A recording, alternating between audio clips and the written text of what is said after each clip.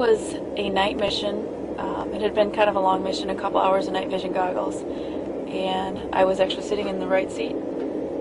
I was on the flight controls. We were trail aircraft, and lead aircraft, we were heading north. Lead aircraft came over the radio and said, taking fire, braking left.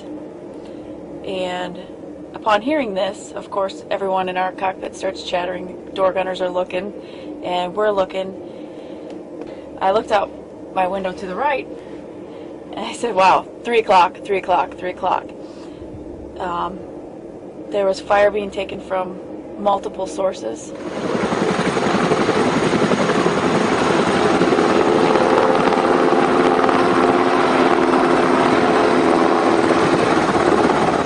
But for a moment, I paused when I was able to get the visual on the sources of fire. My first thought was, wow, I need to call home more.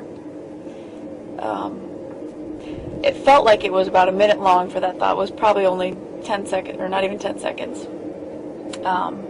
Get on the radio, call the appropriate people. You know, you do what you have to do at that moment because every situation is going to be different, so you can't plan on exactly, doing exactly what you briefed.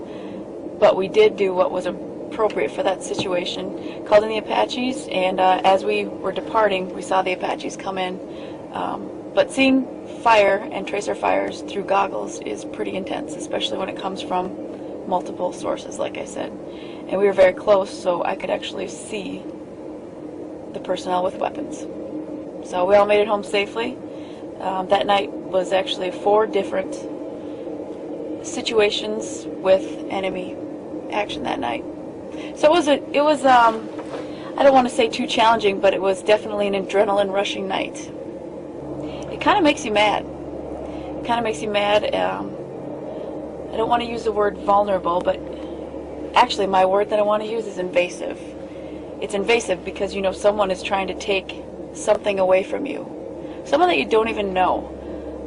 And you get really protective of yourself and your entire crew, your aircraft, and it's game on. Do what you gotta do. Yeah.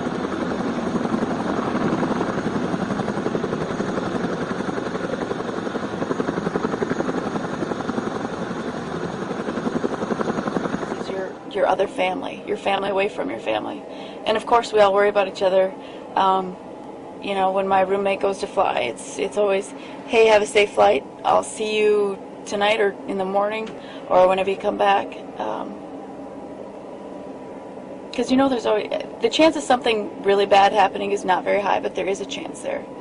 Because obviously we are in a combat zone, and it's hard to be prepared for something like that, but we have to be because that's part of our job. And